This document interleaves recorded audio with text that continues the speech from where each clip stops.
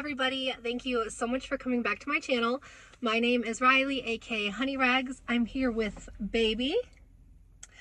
I'm going to be doing something a little bit different today. I'm actually sitting in the parking lot of the bins, and I debated on whether or not I wanted to drive here with the baby because it is 11:57. I have scheduled errands to run. I want to be like out the parking lot on the road by 1:15. So that gives me almost exactly an hour because I'm allocating 15 minutes towards checking out, bagging my stuff, getting the baby in the car, you know, that kind of thing. I mean, is it really worth going to the bins for an hour? I don't think I've ever gone to the bins with the intentions of only being there an hour. Usually I like to have a minimum of 2 hours. The more, the merrier. But I'm not the type of person that can, not that I don't have it in me, but I can't sit at the bins for sun up to sundown like some people do, because obviously I have baby and I have kids and he usually doesn't last that long anyway. I want to see how much money, quote unquote money, I can make. Of course it's all going to be estimates, but I want to see how much I can make in an hour at the bins. And I know it's a hit or miss, so this isn't like an average or anything. I'm really just doing it for fun because we all know sometimes you can go in and find, like, hit a lick and find a bunch of good stuff, or sometimes you can like walk out with nothing. My first time doing it for just an hour. Let's see if it's worth it. Sounds right.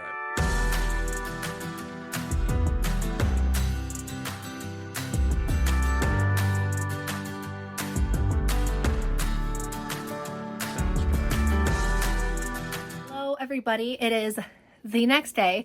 I did spend almost an hour exactly at the bins, so perfect amount of time for my little fun experiment.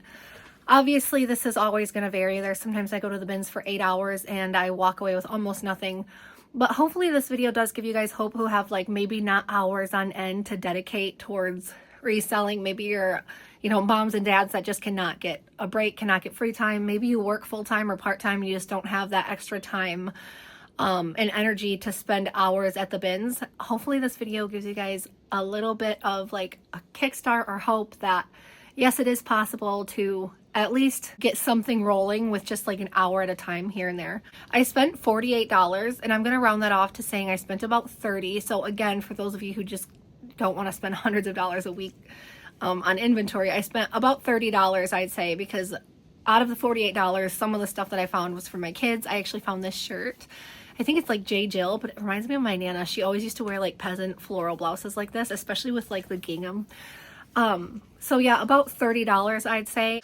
I do have a couple of things in the washer that just they would not have been dried in time for the video. One of them is just a Michigan State Spartans specialty shirt. I will usually pick those up if they're licensed, you know, not the Gildan printed ones. I'll usually pick those up if it's something, a really cool graphic. So I picked that up, and I also picked up a long Terry Victoria's Secret robe. Victoria's Secret is kind of a dying brand, but certain things like their lingerie and robes will sell for me. I'll probably list the robe for around $20. This is Cabby. Cabby, I'd say I pick up maybe between 20 and 30% of the time, really depending on the style, like many other brands. I really like this pattern. So it's newer. This reminds me of maybe 2020. I'm going to try to find the style and see if there's a ballpark range that it sells for. I'm imagining it's going to be between $10 and $15 like most Cabby blouses. This is a vintage 1960s, 1970s moo-moo. Very long. Like this would probably have a little 4-inch train behind it touching the ground. I will usually pick up moo-moos, even if they're just white with lace. As long as they're not just a super plain one, I'll usually pick up vintage moo-moos. This one, I really like the color, like this striking lilac. There's the tag for you guys with that Women's Workers Union stamp. Because of the sleeves and color, I will probably list this one for maybe $25. J. Crew, I love and hate this brand. Like I say with almost everything, I don't always pick this brand up. It's not a brand I get excited to see. But I will pick up J. Crew flannels. I don't know what made me start picking up J. Crew flannels, but I've sold a handful of them. And I mean, they sell, again, between $10 and $15, so nothing crazy. But you guys know I'm a bread and butter reseller anyway. I think this is the first time in all of my years reselling that I've ever picked up Express. So it is new with tags. I wouldn't have picked it up if it weren't, but it is so in your face boho paisley bandana pattern that I don't think I'll have a hard time moving this around the $10 range. I know that is low for a lot of you guys, but I've noticed ever since I started reselling full time again, I'm really fine packaging and shipping something out for $10 to $15 an item. If I'm selling, if you sell 10 of those a day, that's still $100. So I've noticed I've been kind of fine with picking up stuff like that and not having like a super high number in my head. Like I used to think, well, if I can't get at least 20 for it, probably not going to pick it up unless I personally like it. But I used to find a lot of Banana Republic, J. Jill, and Taylor Loft new with tags at the bins, and I wouldn't pick it up. And I think back on it, and I'm like, I probably could have been picking those up and selling them because they are new with tags. So probably around the $10 range for that. This is a 1990s, I'm thinking, maybe 1980s, very mustard flannel. And I actually have sold quite a bit of these old flannels. Not just any old flannel, it kind of has to be like that grunge-esque, like Kurt Cobain, Alice Cooper type of flannel look, if that makes sense. So I'll probably list this for around 15, maybe 20, because I really do like this color. I used to hate 1980s woman styles. They rubbed me the wrong way. I was not a fan. However, maybe it's because I'm getting older, but they're growing on me a little bit. This 1980s career style is kind of speaking to me lately. So I'm going to try my hand at the whole 1980s gaudy career style, and I'll let you guys know how it goes. I'm not sure how much I'm going to list this one for. Probably $15, like it seems everything else from this trip. This is a 1970s sweater. Nothing crazy. I actually did not think that this was vintage at first until I found the tag somewhere in the inside with the Women's Workers Union stamp. I'm probably, even though it's not special, there are some people that just like wearing vintage clothes, even if they're not obviously vintage, it can become a lifestyle for them. They're usually better made, better quality.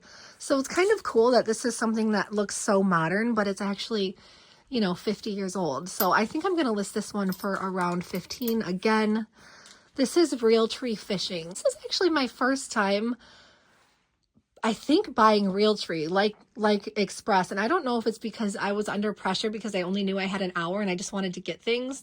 But I think that there's probably a little market for these on eBay. I know that Columbia Fishing PFG, performance fishing gear, I think it's called, that has always sold well for me. So I'm going to try the Realtree. I'm guessing between $10 and $15. This is just my $10, $15 video, I guess. I found this, it's a little bit of an older style cull. I'm guessing I'll list this one for around 25 to 30 because this is really, really heavy, well-made canvas.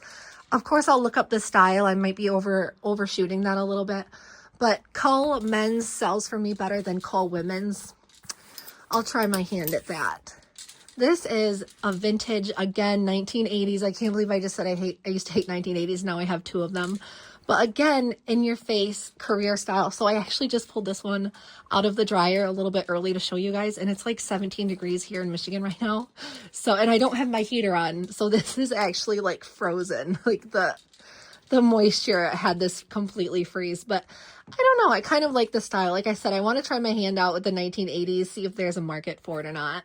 I found I'm not going to show you guys like the full style of the pants. Unfortunately, most of them are skinny. And I know skinny jeans are harder to sell than they used to be for me. I definitely keep my eye out for the wide leg and the flare now. But the reason I picked most of these up is because the brands are solid sellers for me. So this is Pistola. I've sold a few pairs of, I think I've sold every pair of Pistola jeans that I've listed. Plain white, so I'm probably not going to ask too much. I think if this were just regular Pistola jean, I'd ask around 20. Probably going to list this one for around 15, you guys. I know it's my magic number. These are Theory linen pants. I don't think I've sold that many Theory pants just because I haven't found that many. I'm imagining that I can sell these for anywhere between 20 and 25. This is Can. Kind of just reminds me of a boutique brand, even though I guess I wouldn't call it that. I usually leave Can behind, but these are a larger fit. Sorry about the clinking hairs, by the way. I gotta get a grip on that. Larger size jeans, I have absolutely no problem selling. So I did pick those ones up. I'm gonna probably ask around 15 to 20. These are Vince, I think. Yeah, so these are Vince. Again, white pants. I think these are all the same size. Maybe they came from the same closet. I'm probably going to list the Vince pants for around 20 to 25. I don't know how to pronounce it. It's Caritra. And I think I've only found it twice, but I don't have any of the items that I found, which means they sold. I don't remember them selling, but I know they sold. So this is like a wool blend, kind of thermal pant. I think I'm going to list these for about maybe $15. Maybe I'll try 20 just because they are completely wool. This is my tiny little hard goods bin. I found this. I used to have the whole collection of these Winnie the Pooh figures. Now, if I were going to sell this by itself, I would probably only get $5 to $6 for it. But I am going to save it for a lot. And I think I told you guys in my last haul video that I've been doing a lot of lots, like finding something and setting it aside for a lot in the future when I find more of that item. This would probably be like a 90s toy lot. I found these vintage flashcards. So I've actually sold a couple sets of vintage flashcards, but they were math flashcards. I'd say this is 1950s because it doesn't have a, maybe 60s because it doesn't have a barcode on it. This is something that would be perfect for Etsy, but I closed my Etsy shop until I have a lot more vintage items to sell and I kind of build my inventory back up. I'll probably list these for around $10. I found these, I've sold this exact same pair before. It's Sorel running shoes, and actually when I first found them, when I found my last pair, I looked at them and I was like, oh, I bet those are going to be like $50. But I think they only sold for around 25, which is fine for me. These are, I want to be nice. They're not my taste, but these are actually Dr. Scholl's Omega. I think that's the style name. Omega shoes.